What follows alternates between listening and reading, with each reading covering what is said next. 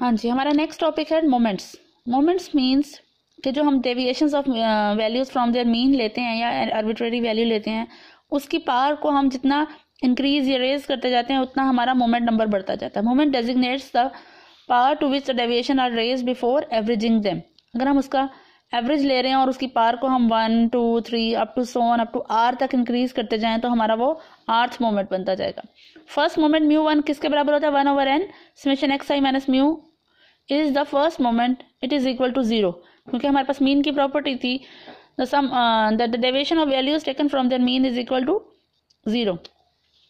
Mu 2 it is equal to sigma square, ठीक है। Summation x i minus mu का square over n क्या हो जाता है हमारे पास? वेरिएंस का फॉर्मूला हो जाता है। It is the second moment up to r so on 1/n summation x i minus mu की पावर आर, इसको हमने आर तक रेज किया, that is the rth moment. ये सारे मोमेंट्स क्योंकि पॉपुलेशन मीन में से लिए जा रहे हैं, so they are the population moments. अगर हम इन्हीं मीन्स को एक्स बार में से लें तो हमारे पास वो क्या बन जाएगा? सैम्पल मोमेंट्स बन जाएंगे। तो these are called the moments about mean और द सेंट्रल मोमेंट। जब हम डेविएशंस म्यू से लेंगे या एक्स बार से लेंगे तो हम उसकी स्टेप जो डेविएशंस ले रहे हैं वो मीन से ले रहे हैं, तो they are called the mean moments. लेकिन अगर हमारे पास हम इसकी कोई आर्बिट्रेरी वैल्यू लें, ए ले लें, तो फिर हमारे पास क्या कंडीशन होती है? जैसे मोमेंट्स को हम आर्बिट्रेरी वैल्यू से ले रहे होंगे तो ए से लेंगे तो फिर हम उसको क्या कहेंगे?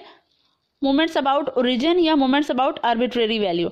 अगर हम इसको म्यू आर लेंगे तो it is summation x i minus a over capital n, this is the population moment about the origin, and m of r prime is equal to 1/n summation x i minus a की power r is the sample moment for the arbitrary origin.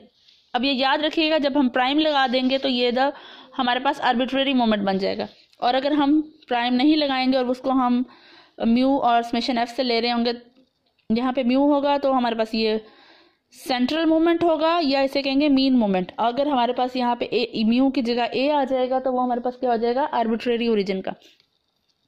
Moments are certain parameters which are used to measure और test the symmetry and normality of the distribution.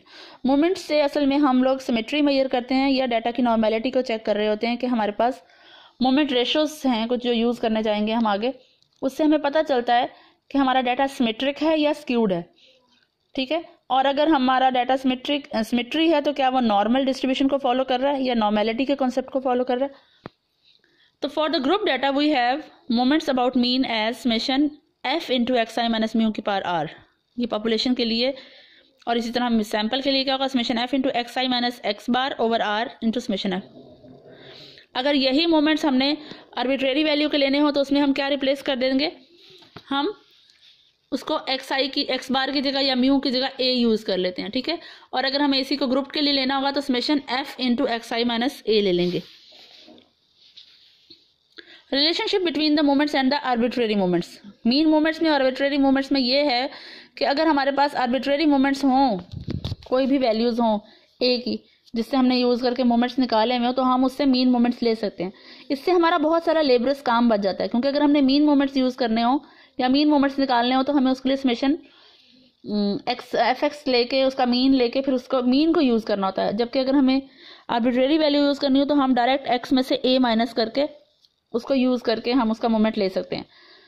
तो अगर हमारे पास arbitrary moment हो तो हम उससे mean moments निकाल सकते हैं। वो कैसे होगा कि m1 prime minus m1 prime दोनों फर्स्ट मोमेंट्स ऑफ लेंगे तो हम उससे मीन मोमेंट ले सकते हैं। इसी तरह सेकंड मीन मोमेंट फ्रॉम